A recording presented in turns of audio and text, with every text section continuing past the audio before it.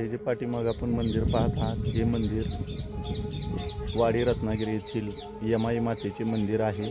तर आता आपण हे मंदिरात पाहण्यासाठी आणि दर्शन घेण्यासाठी निघालेलो आहोत।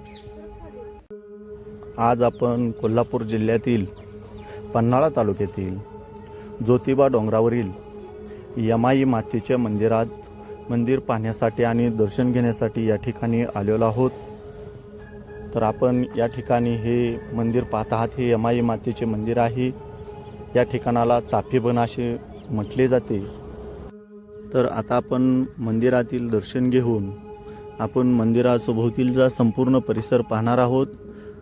तर या ठिकाणी मंदिरावर काही शिल्पे आहेत, तर ते आपण शिल्पे पाहणार आहोत। मंदिरावर महत्त्वाचे शिल्प म्हणजे ज्योतिबा भाऊ आणि यमाई बहीण हे त्यांचे एकत्रीकरणाचे शिल्प आहे।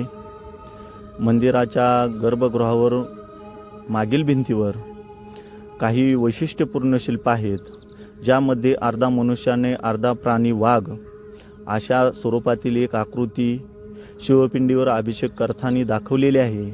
हे शिल्प व्याघ्रपाद ऋषीचे असल्याचे मानले जाते। त्यांच्या समोर नंदीचे हे शिल्प आहे। तसेच व्याघ्रपाद ऋषीच्या शिल्पाशेजारीच महिषासूर मर्दिनीचे शिल्प आहे। काही अभ्यासकांच्या मते हे यमाई देवीचे औंधासूर मर्दिनीचे स्वरूप आहे। येथे भगवान विष्णू शेषशाही अवस्थेत असलेल्या शिल्प देखील पाहायला मिळते। मंदिराच्या भिंतीवर कीर्तिभूक पाने, फुले आणि विविध सेवकांच्या आकृत्या अत्यंत बारकाईने कोरलेल्या आहेत। तसेच हत्तीला तोंडात, पायात आणि शेपटीत पकडलेले काल्पनिक प्राण्यांचे शिल्पही या ठिकाणी आढळते। या ठिकाणचे सर्वात महत्त्वाचे शिल्प म्हणजे भावाच्या वेदना आणि बहिणीची माया।